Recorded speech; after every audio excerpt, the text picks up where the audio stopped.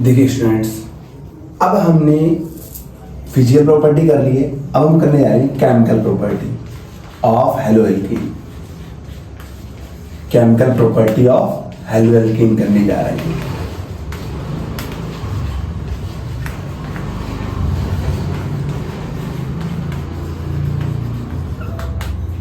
तो सबसे पहले इसमें हम लोग पढ़ेंगे सब्स्टिट्यूशन न्यूक्लियोफिलिक रिएक्शन। क्या पढ़ेंगे सबसे पहले? Substitution nucleophilic reaction. इसके दो मैकेनिज्म है, वो हम करेंगे अभी। बट पहले हम लोग एक बार देख लेते हैं क्या होती क्या है। सिंपल सी बात है, कोई न्यूक्लियोफाइल एक वीक न्यूक्लियोफाइल को, जैसे मैंने बोला हेलोएल्कीन हमारे पास नहीं है, देखो RCl लगा लो, RBr लगा लो, ठीक है, RF लगा लो और R क्या आयोडीन लगा लो, ठीक है। तो ये हमारे क्या है, ये हमारे क्या है, एक तरीके से ग्रुप लगे हुए हैं एल्केन के ऊपर, ठीक। अब इस एल्केन के ऊपर हम कोई न्यूक्लियोफाइल लेके आएंगे, मतलब ये जैसे मान लो मैंने RCl लिया, कोई न्यूक्लियोफाइल आएगा मतलब जिसके पास इलेक्ट्रॉन होंगे, तो ये Cl आपका बाहर हो जाएगा और न्यूक्लियोफाइल R ग्रुप पे अटैक कर देगा। तो ये जो बाहर हुआ इसको हम बोलते हैं लीविंग ग्रुप, और जो न्यूक्लियोफाइल अटैक कर रहा है उसको हम बोलते हैं अटैकिंग रिएजेंट। मेरी बात समझ गए? तो बेसिकली इस चीज को हम क्या बोलेंगे, सब्स्टिट्यूशन न्यूक्लियोफिलिक रिएक्शन। कि एक न्यूक्लियोफाइल ने दूसरे लीविंग ग्रुप को हटा दिया और खुद उसकी जगह पे आकर लग गया, इसी को हम क्या बोलते हैं, सब्स्टिट्यूशन। इसलिए इसका नाम क्या रखा गया, सब्स्टिट्यूशन न्यूक्लियोफिलिक रिएक्शन, ठीक। ये हमें हर एक रिएक्शन में करना है। इसका मैकेनिज्म हम बाद में देखेंगे, ओके। और देख लीजिए, ये मान लो मैंने ये लगा दिया, ये आपका क्या है, कोई भी एल्केन फैमिली हो सकती है। यहाँ पे मीथेन लगा रखा है मैंने, और ये आपका क्या है, कोई भी हेलोजन फैमिली है, ठीक है। तो देखो, अब आपको ये पता है कि ये कुछ ऐसे बना होगा, ये कुछ अगर मैं बॉन्डिंग स्ट्रक्चर का बनाऊं तो कुछ ऐसे बना होगा। तो आप इसमें क्या देख पा रहे हो कि जो कार्बन के संग जो हेलोजन लगा हुआ है, ठीक है। हेलोजन क्या होता है आपको पता है, ये बात मोल इलेक्ट्रोनेगेटिव होता है। तो क्या करेगा, वो कार्बन से अपनी इलेक्ट्रॉन डेंसिटी थोड़ी सी अपनी तरफ खींच लेगा। मतलब जो बॉन्ड अभी आप देख रहे हो, ये कैसा बॉन्ड देख रहे हो आप, कोवैलेंट बॉन्ड, लेकिन इसकी इलेक्ट्रोनेगेटिविटी ज्यादा है, तो ये इलेक्ट्रॉन डेंसिटी आपकी हाइड्रोजन की तरफ शिफ्ट हो जाएगी। इसको हमें पता है क्या बोलते हैं, इंडक्टिव इफेक्ट। अगर ध्यान हो तो मेरी बात समझ गए। तो इसीलिए इस इंडक्टिव इफेक्ट के कारण हाइड्रोजन पे पार्शियली नेगेटिव चार्ज आता है। क्या आता है, पार्शियली नेगेटिव चार्ज, और इसको क्या आता है, पार्शियली पॉजिटिव चार्ज, ठीक। तो ये वाला बॉन्ड आप पूरी तरीके से कोवैलेंट बॉन्ड नहीं रहा, ये अब क्या बन चुका है हमारा, पार्शियल कोवैलेंट बॉन्ड, ओके, ठीक है। तो अब इसी के आधार पर ये एक तरीके से बॉन्ड थोड़ा वीक हो गया है, तो किसी भी न्यूक्लियोफाइल को अटैक करना बड़ा आसान हो जाएगा, ठीक है। ये बड़ा आराम से अटैक कर देगा और वो हाइड्रोजन निकल जाएगा और न्यूक्लियोफाइल तुम्हारा अटैच हो जाएगा, ओके। बात करूं तो मैं, जैसे कि मान लो मैंने एक रिएक्शन है मेरे पास, मैंने उठाई CH3 फ्लोरीन लिया, CH3 फ्लोरीन लिया, CH3 ब्रोमीन लिया और CH3 आयोडीन लिया। तो सिंपल सी बात है, न्यूक्लियोफाइल सब पे अटैक करेगा, इसको भी न्यूक्लियोफाइल अटैक करेगा, तो क्या हुआ, वही कि ये F तो हमारा बाहर निकल जाएगा और न्यूक्लियोफाइल तुम्हारे से जुड़ जाएगा, सब में यही काम होगा।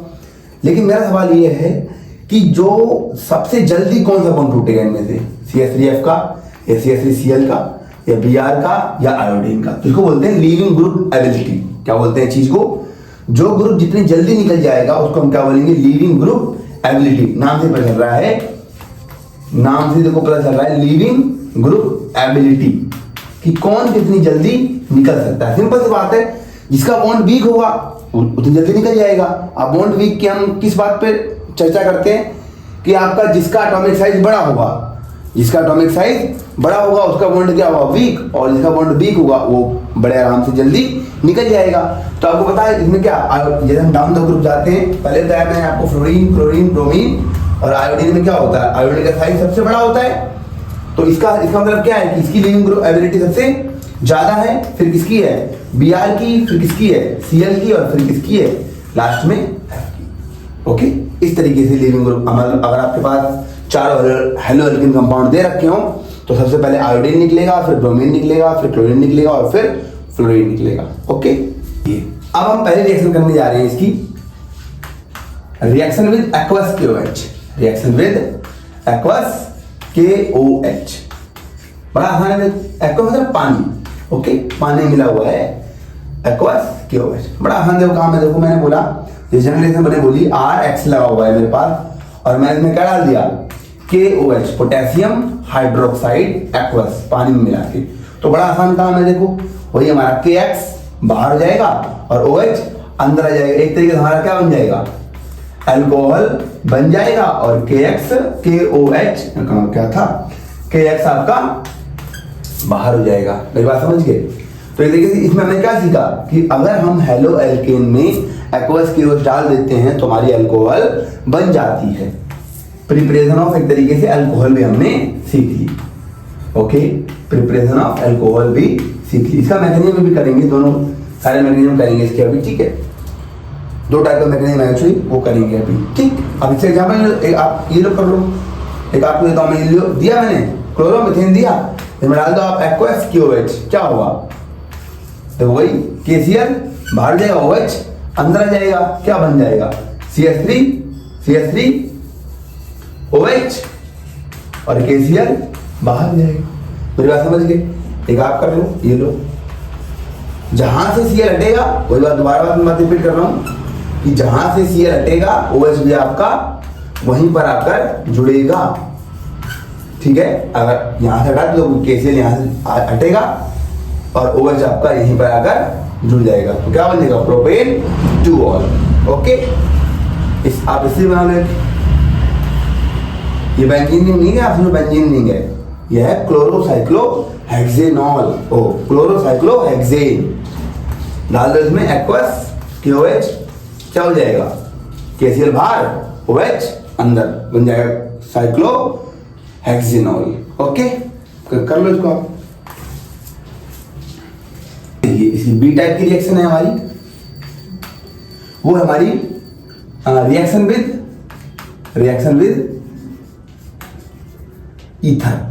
एक्चुअली पूरा नाम है इसका सोडियम एल्कोक्साइड। सोडियम एल्कोक्साइड से करवाएंगे तो ईथर बनेगा हमारा। Okay, reaction with sodium alkoxide, और इसका एक और नाम है Williamson synthesis ether. Williamson synthesis ether, ठीक है। देखो होता क्या है,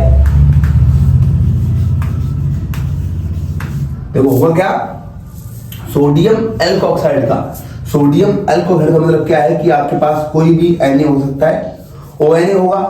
अगर आप एक लगा दोगे CH3 तो बन जाएगा सोडियम मेथॉक्साइड, ठीक है। आप वही आपके पास यही है, आपने लगा दिया, वो लगा दिया इथाइल तो बन गया सोडियम इथॉक्साइड। इस तरीके से आपका ये क्या हो गया, सोडियम मेथॉक्साइड हो गई, सोडियम मेथॉक्साइड, एक कार्बन के लिए मेथॉक्साइड, दो के लिए इथॉक्साइड, तीन हो जाए तो प्रोपॉक्साइड। ओके, अब देखो बड़ा आसान काम है, हमारे क्या लिया, ये लिया RCl, इसमें क्या डाल दिया आपने, हमारा डाल दिया NaOCH3 डाल दिया, क्या डाल दिया, NaOCH3 डाल दिया। अब देखो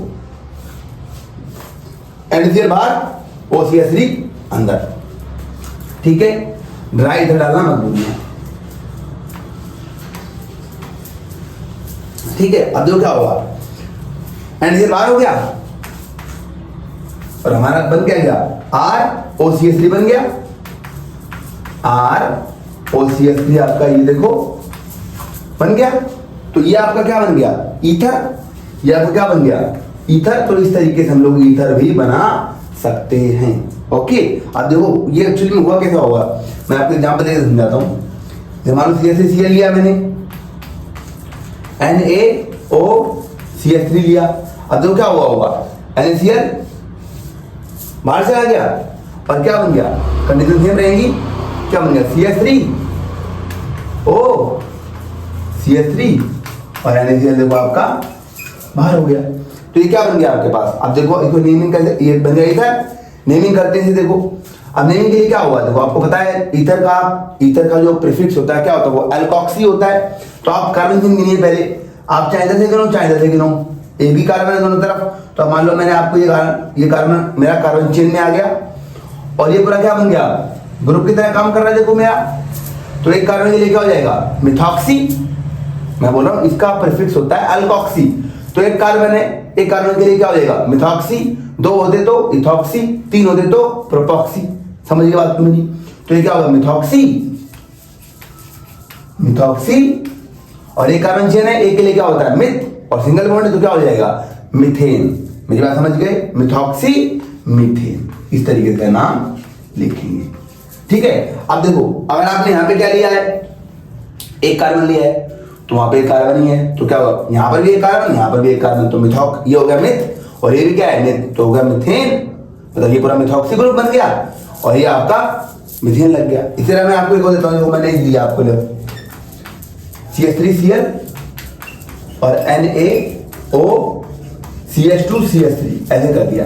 तो अब इसमें क्या बन जाएगा, देखो आपके पास वही NaCl बाहर हो जाएगा, देखो NaCl बाहर हो जाएगा और ये ग्रुप आप जुड़ जाएगा, क्या बन जाएगा, देखो आपके पास CH3 CH2O CH2CH ऐसे कुछ बन जाएगा। अब आप दोबारा कार्बन चेन गिन लो, देखो इसकी नेमिंग करने के लिए क्या करोगे, 1 2 इधर से भी 2 कार्बन है, 1 2 इधर से भी 2 कार्बन, तो क्या होगा, इसको आप नंबरिंग कर दो 1 2, तो ये पूरा क्या हो जाएगा, इधर भी कितने कार्बन, 2 कार्बन है और जिसके संग O ग्रुप जाएगा उसमें क्या हो जाएगा, जुड़ जाएगा एल्कोक्सी, तो 2 कार्बन के लिए क्या हो जाएगा इथॉक्सी और 2 कार्बन इधर है, चेन में है एक तरीके से, तो इथॉक्सी इथेन। समझ के बात को मेरी एग्जांपल करते हैं, मैंने बोला CH2, अच्छा मैंने बोल दिया, ठीक है। तो अब यहाँ पे किसी में क्या हुआ, NaCl बाहर जाएगा और आपका ग्रुप जो जाएगा क्या बन जाएगा, CH3 CH2O CH3। अब इसमें आप क्या देख पा रहे हो, कार्बन से नंबरिंग करोगे तो आप 2 तरीके से कर सकते हो, देखो 1 2 और इधर कितने कार्बन है, एक ही, तो हमें पहले लॉन्गेशन सेट करनी है, तो हमारे 2 कार्बन इधर आ गए और ये पूरा इसमें कितने कार्बन, एक ही कार्बन है, तो एक के लिए क्या होगा मिथ, और कौन सा ग्रुप जुड़ा हुआ है ईथर, तो इधर को क्या होगा मिथॉक्सी। ईथर के लिए हमारा क्या होता है, एल्कोक्सी ग्रुप होता है, यहाँ पे एक कार्बन है तो एक के लिए क्या होगा मिथॉक्सी, और यहाँ पे कितने कार्बन चेन लगी हुई है, 2 की, तो मिथॉक्सी इथेन। मेरी बात समझिए, आप ऐसे बना लो। एक और बात देता हूं मैं आपको,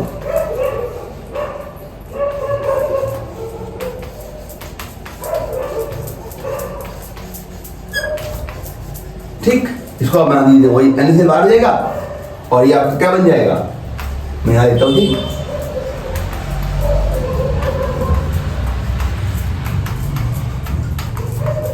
ठीक। अब इसका आप नाम लिखिए, देखो बड़ा आसान है, कैसे, वही आपको लॉन्गेशन सेट करनी है, पहले इधर के 2 आएगा, इधर के तो 1 2 3 आएगा, देखो तो ये पूरा ग्रुप बन गया एक तरीके से पूरा। कौन सा ग्रुप, ईथर में क्या होता है एल्कोक्सी मतलब क्या है कि कितने कार्बन चेन लगे हुए हैं, 2 के लिए क्या हो गया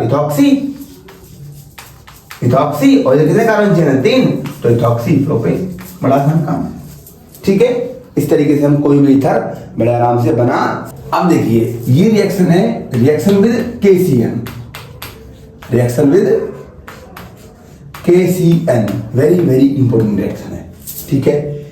रिएक्शन विद KCN, इसमें बनता क्या है, आपके नाइट्राइल्स बनते हैं, फॉर्मेशन ऑफ नाइट्राइल्स कह लो या आप कह लो साइनाइड कंपाउंड, क्या कह लो साइनाइड, एक ही बात है, साइनाइड कंपाउंड बनते हैं, ठीक है। देखो कैसे, ये इंपॉर्टेंट मैं इसलिए बता रहा हूँ, देखो अभी तो कुछ इंपॉर्टेंट क्यों है, देखो ये जैसे मान लो मेरा वही है सेम RCl ग्रुप लिया मैंने, डायरेक्ट एग्जांपल लेते हैं।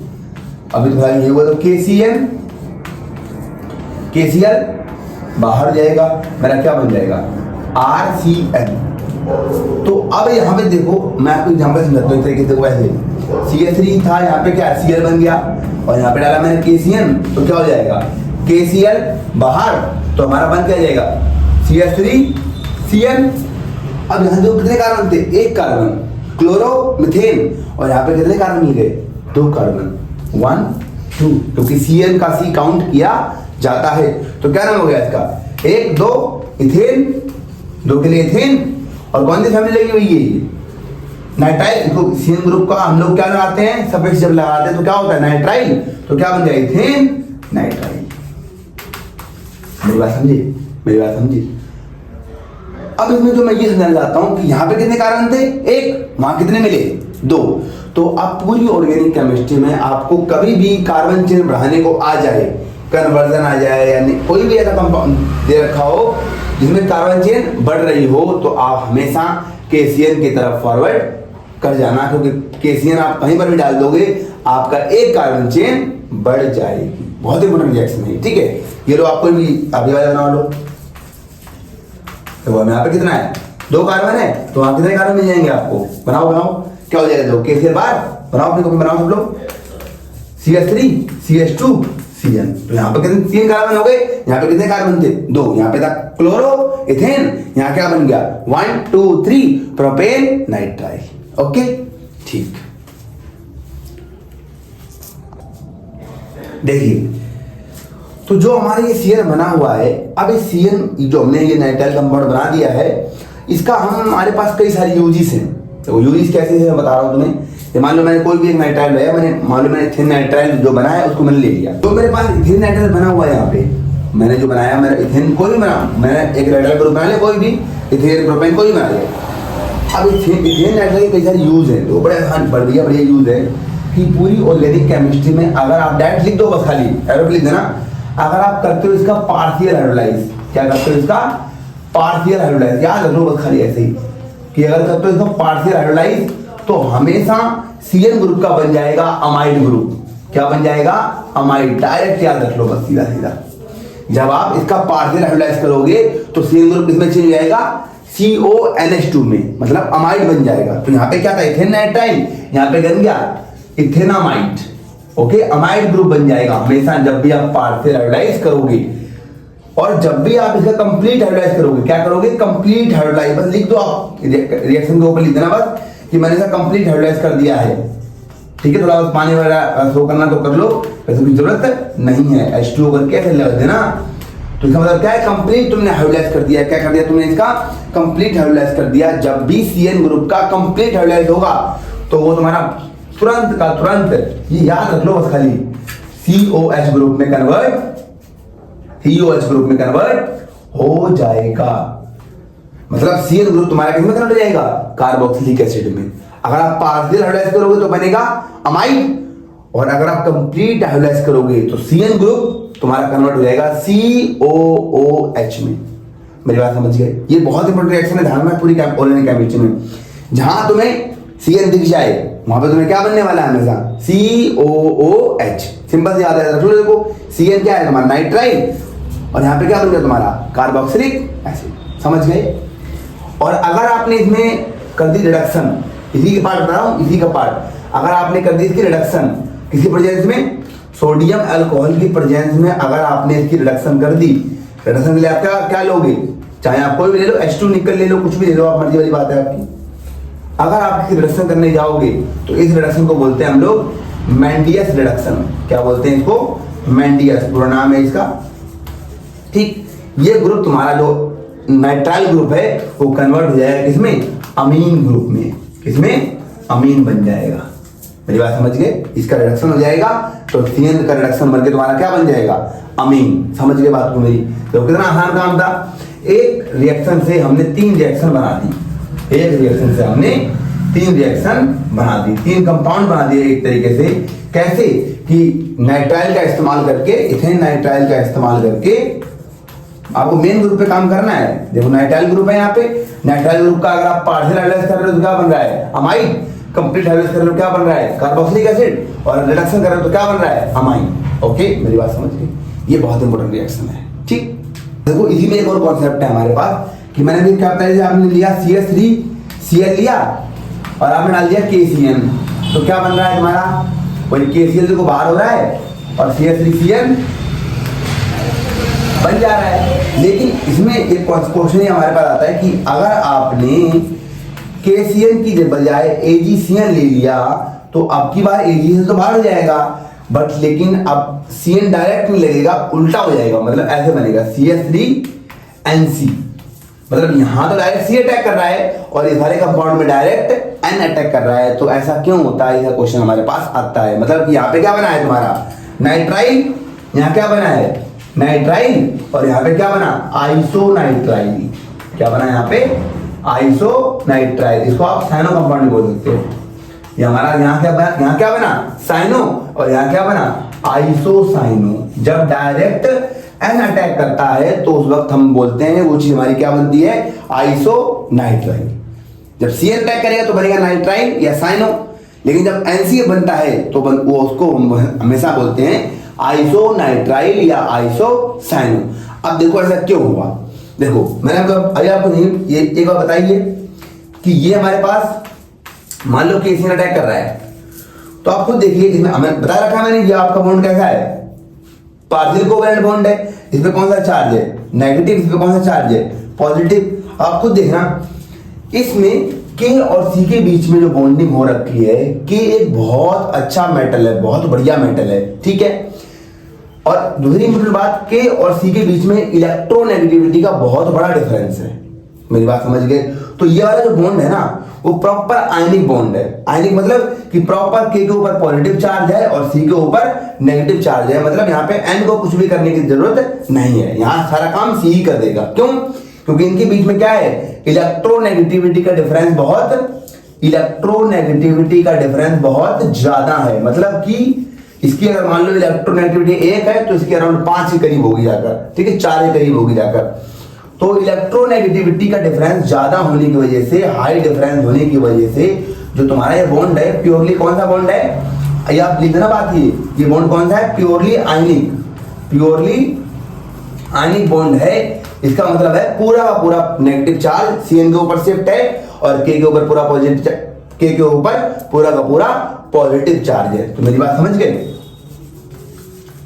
तो अब इसके ऊपर C के ऊपर पूरा प्रॉपर नेगेटिव चार्ज है, तो अटैक कौन करने वाला है यहाँ पे C ही अटैक करेगा, नो डाउट C अटैक कर देगा यहाँ पे इसके ऊपर और ये Cl बाहर हो जाएगा। लेकिन अगर मैं बात करूं AgCl के केस में, अगर मैं बात करूं AgCl के केस में, तो Ag का और जो C के बीच बॉन्डिंग है वो पूरे तरीके से आयनिक बॉन्डिंग नहीं है। क्यों, क्योंकि Ag का साइज काफी बड़ा होने की वजह से जो इलेक्ट्रोनेगेटिविटी का डिफरेंस है वो इतना ज्यादा नहीं है। मतलब ये बॉन्ड इतना, इसके ऊपर ना C के ऊपर ना नेगेटिव चार्ज आया है ना इसके ऊपर पॉजिटिव चार्ज आया है, और आया तो बहुत थोड़ा, ना के बराबर।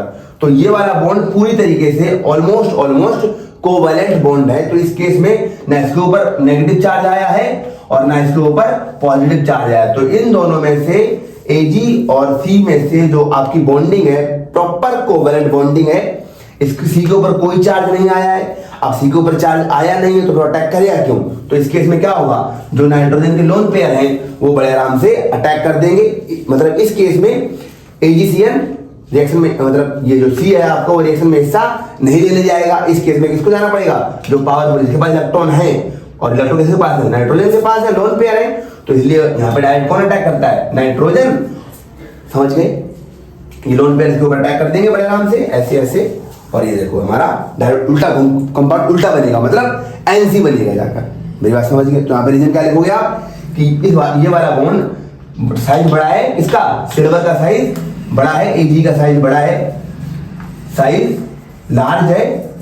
तो जो ये बॉन्ड बना हुआ है वो प्रॉपर तरीके से आयनिक बॉन्ड नहीं है, C के ऊपर कोई नेगेटिव चार्ज नहीं आएगा, ठीक है, no negative charge on carbon atom. So lone pair जो होंगे नाइट्रोजन के वो अटैक करेंगे। तो मेरा मतलब डायरेक्ट कौन अटैक करेगा, इस तरीके से नाइट्रोजन। तो क्या कंपाउंड बन जाएगा तुम्हारा NC।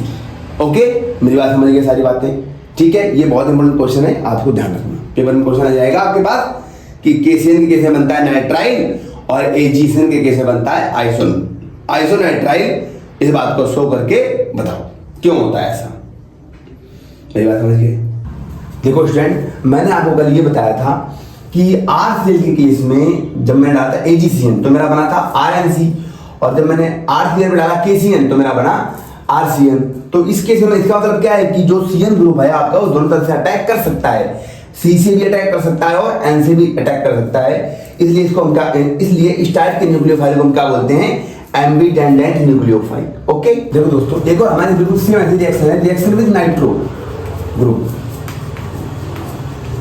देखो बड़ा आसान काम है, इसमें बिल्कुल सेम रीजन आपको वही रखना है बिल्कुल। इसमें मैंने बोला RCl लिया आपने और उसमें डाल दिया KNO2। तो जो मेरा ये पोटेशियम नाइट्राइट है, ये कुछ इस तरीके से बना हुआ है के लिए। तो इसको ऐसे बनाता हूँ, देखो यहाँ पे मैंने ऐसे बना देता हूँ, इसको मैं ऐसे बनाता हूँ और करके KONO, ऐसे कुछ बना हुआ ये।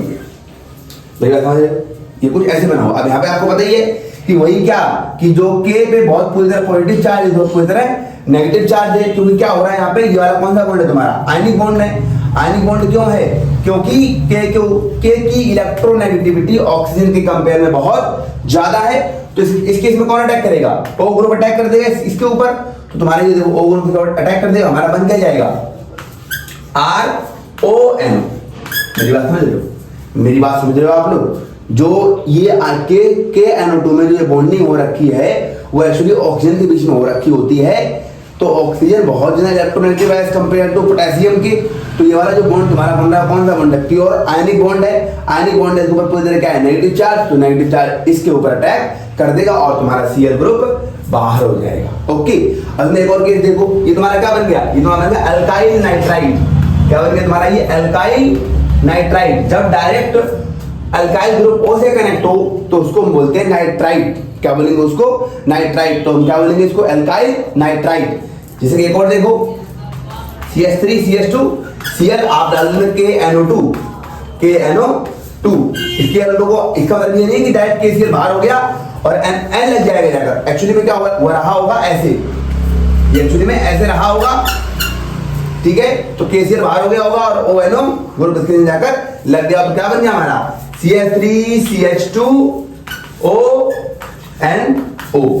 तो ये तुम्हारा क्या बन गया, इथाइल नाइट्राइट।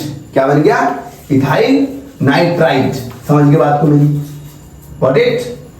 अब इसमें देखो, अब वही सेम काम मैं क्या करूं, RCl लूं और AgNO2 से करवाऊं, AgNO2 से करवाऊं। तो अब यहाँ पे क्या बात होगी हमारी, देखो यहाँ पर हमारा AgCl बाहर जाएगा और NO2 ग्रुप अंदर ले जाएगा। तो हमारा क्या बन जाएगा, RNO2। यहाँ बन जाएगा आपका नाइट्रो एल्केन, क्योंकि यहाँ पर नाइट्रोजन डायरेक्ट एल्केन फैमिली से कनेक्ट है। और जब डायरेक्ट नाइट्रोजन एल्केन फैमिली से कनेक्ट हो तो उसको बोलते हैं नाइट्रो, और जब NO2 ग्रुप में O कनेक्ट हो उसको बोलते हैं नाइट्राइल। ओके, अब इसमें देखो जहां पर जैसे मैंने बोला CH3 Cl, अब इसमें एक्चुअली क्या रहा होगा, ये ऐसे बना होगा, देखो ऐसे ऐसे ऐसे बना होगा, ये ऐसे इस तरीके से बॉन्डिंग हो रहा है। मतलब O के संग Ag बॉन्डिंग कर रहा है। तो ये बॉन्डिंग कैसे है, ये बॉन्डिंग इसका सिल्वर का वही सेम रीजन बिल्कुल आपको सेम देना है पीछे वाला, कि सिल्वर और ऑक्सीजन के बीच में सेम एटॉमिक साइज होने के कारण उसमें ये जो बॉन्ड बन चुका है वो कोवेलेंट बॉन्ड बन चुका है। कौन बन चुका है यहाँ पे, कोवेलेंट बॉन्ड बन चुका है। इसलिए यहाँ पर कोई भी नेगेटिव पॉजिटिव चार्ज जनरेट नहीं हुआ। तो इस केस में आपका नाइट्रोजन के लोन पे अटैक कर देंगे और आपका क्या बन जाएगा, CH3NO2। डायरेक्ट यहाँ पर N अटैच हुआ है, इसलिए इसको बोलेंगे नाइट्रोमीथेन। ओके, रीजन आपको बिल्कुल सेम देना है। उसी प्रकार जैसे कि मैं बोल दूं KNO2 और AgNO2 कैसे ग्रुप हो गए, एम्बिडेंडेंट न्यूक्लियोफाइल, क्योंकि यहाँ पे दो तरह से अटैक हो सकता है। इसमें आपका अटैक कौन कर रहा है, ऑक्सीजन, इसलिए बनाएगा नाइट्राइट कंपाउंड। और इसमें कौन कर रहा है अटैक, नाइट्रोजन, तो इसमें आपको ये बनाएगा आपके पास नाइट्रो कंपाउंड। इसमें आप रीजन दोगे ये आयनिक बॉन्डिंग है, इसमें आप रीजन दोगे ये कोवेलेंट बॉन्डिंग है। Okay, reaction with amine, reaction with ammonia, तो हमारा क्या बन जाएगा, अमाइन बन जाएगा। हेलो एल्केन पे आप अमोनिया की रिएक्शन करवाओ, बहुत आसान काम है। देखो ये लो RCl और तुमने करवा दिया अमोनिया की रिएक्शन, ठीक है। एक तरीके से देखो मैं ऐसे लिख रहा हूँ, NH3 ऐसे होता है, बट मैं ये NH3 ऐसे ना लिख के ऐसे लिख दूंगा, ऐसे ऐसे ताकि तुम्हें आसान हो जाए।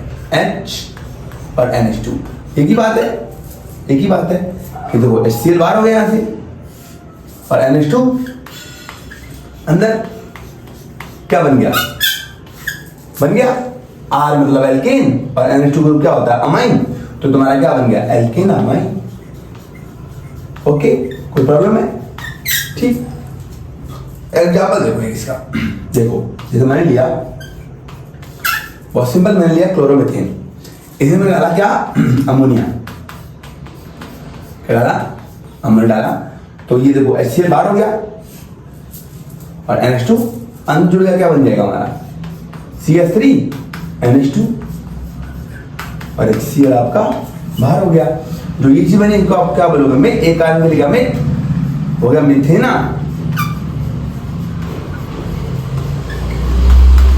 Amine, मिथेना amine. अब एक चीज समझने की बात है कि अगर तुमने इस मिथेना अमाइन को दोबारा ले लिया रिएक्शन में, अगर आपने इसको दोबारा उठा लिया रिएक्शन में, तो देखो क्या होगा। मान लो इसको मैं ऐसे लिख सकता हूँ, देखो ऐसे मैंने H के बॉन्डिंग के फॉर्म में दिखा दिया मैंने आपको। अब अगर इसमें तुम दोबारा स्टार्टिंग वाला हेलो एल्केन लोगे, अगर तुम इसमें दोबारा स्टार्टिंग वाला हेलो एल्केन, वही तो वही स्टार्टिंग लिया मैंने, खाली उल्टा लिख दिया बस, खाली भाई सीएल इधर लिखने के बजाय मैंने सीएल इधर लिख दिया बस, खाली इतनी बात की मैंने। तो ऐसे क्या हो गया, HCl बाहर जाएगा, ठीक है, और तुम्हारा क्या अगेन तुम्हारा क्या बन जाएगा, बनेगा अमाइन CH3। देखो इस N के संग ये CH3 लगा हुआ है आकर, तो N के संग एक और क्या लग गया, CH3 और एक H। मेरा बताने का मतलब ये है कि जब तक N के ऊपर H रहेंगे तो ये रिएक्शन लगातार कंटिन्यू होती रहेगी। मतलब अब दोबारा एक कंपाउंड जो दोबारा बना है, ये फिर से तुम्हारे स्टार्टिंग कंपाउंड से रिएक्ट करेगा, तुम्हारे स्टार्टिंग कंपाउंड से, मतलब वही हेलो एल्केन दोबारा रिएक्ट कर जाएगा और अगेन देखो ये HCl बाहर हो जाएगा। जहां से H निकल रहा है वहीं पे उसका C कनेक्ट भी होगा आकर। तो क्या बन जाएगा, देखो हमारे पास CH3 N CH3 मेरी बात समझिए। अब इसके ऊपर कोई H नहीं बचा है नाइट्रोजन के ऊपर, तो अभी ये रिएक्शन फिर भी स्टॉप नहीं होगी क्योंकि इसके ऊपर लोन पेयर है, अभी इसके ऊपर लोन पेयर है। अच्छा ये बन क्या गया हमारा, ये हमारा बन क्या गया, देखो ये बन रहा है हमारा। अगर मैं थोड़ी सिंपल फॉर्म में बताऊं तो आपको नेमिंग दोबारा से करवाऊंगा वैसे, तो मैं अभी आपको नेमिंग अकॉर्डिंग तो क्या बनेगा, एक कार्बन मिथेनामीन। आप देखो यहाँ क्या है, इधर आप लॉन्ग रेंज से सेलेक्ट करो, चाहे आप इधर से कर लो चाहे आप उधर से कर लो, ये भी कार्बन मिल रहा है। तो N पे करेगा N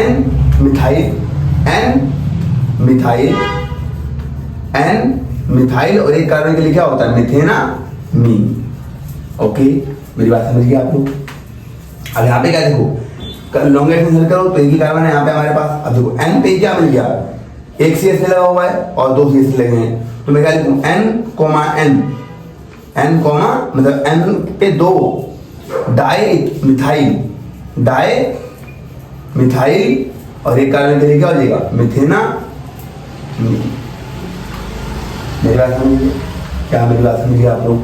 अभी ये रिएक्शन यहाँ पे स्टॉप नहीं हुई है, अभी ये रिएक्शन यहाँ पे स्टॉप नहीं हुई है।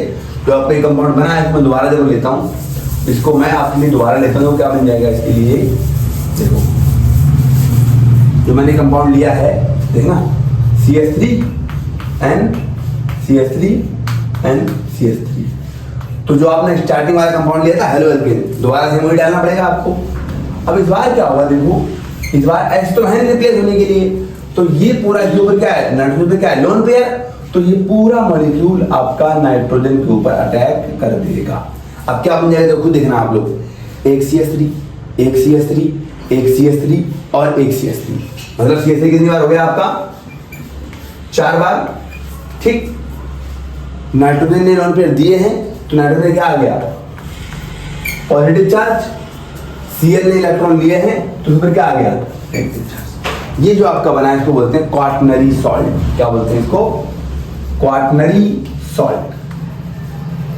क्या उसका नाम हो जाएगा हमारा, देखो क्या चार्ज के लिए क्या होता है, चार्ज तो टेट्रा और एक और ग्रुप लगा methyl, tetra methyl ammonium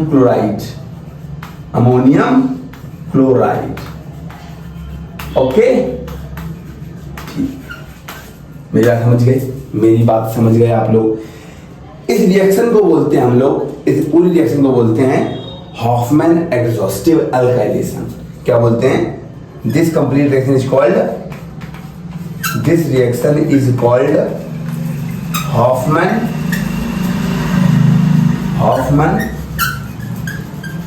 exhaustive alkylation. अब देखो मैं ऐसा इसको नाम एग्जॉस्टिव नाम क्यों दिया गया?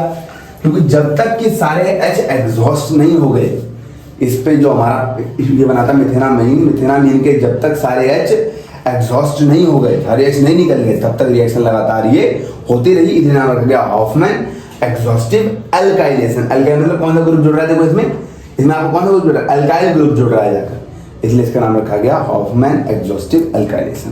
कोई दिक्कत? देखो फ्रेंड, मैं क्या बोल रहा हूँ आपको कि अगर आपने इसकी रिएक्शन अल्काइन से करवाई है, क्योंकि हेलो एल्केन की, तो आपको लोअर वाले बड़े मतलब हायर वाले अल्काइंस आपको बड़े आराम से मिल जाएंगे। एग्जांपल देखो, जैसे देखो मैंने क्या बोला, ये देखो ये हमारा क्या अल्काइन ग्रुप है, खाली मैंने इसका ये H हटाकर उससे क्या रिप्लेस कर दिया? N रिप्लेस कर दिया, क्योंकि आपको पता है कि अल्काइन फैमिली जो होती है वो काफी एसिडिक होती है, तो उसकी जगह H को हटाकर मैंने N रिप्लेस कर दिया। बड़ा आसान काम है, देखो N से बाहर हो जाएगा और आपको ग्रुप डायरेक्ट जुड़ जाएगा। क्या बन जाएगा? CH3CC, समझे? बन गया प्रोपाइन। तो मैंने यहाँ पे एक आपके पास देखो एक कार्बन लिया आपने, उससे आपने हायर अल्काइन बना दिया। लो आप इससे बना दो CH3 CH2 Cl, ये लो आप इससे बना दो। सेम क्या हो जाएगा? सेम हमारा क्या हो जाएगा? सेम क्या हो जाएगा? NaCl बाहर कर दो आप इसको और आपका ये कंपाउंड से जुड़ जाएगा। क्या बन जाएगा? ब्यूटाइन बन जाएगा। बड़ा आसान है। लो आप इससे बना दो, एक और बना दो आप। ये सेम वही काम करना है बस। ओके।